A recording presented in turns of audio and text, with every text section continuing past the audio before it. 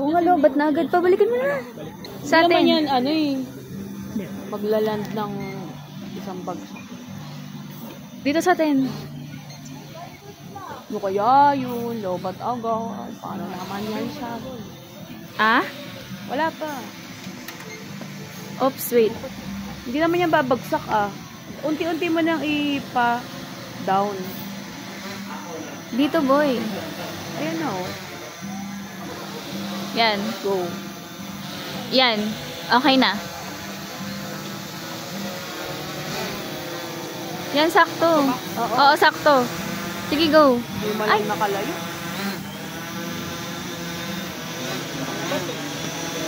Ayan, nag-red oh.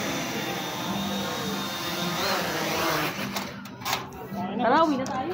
Lupat na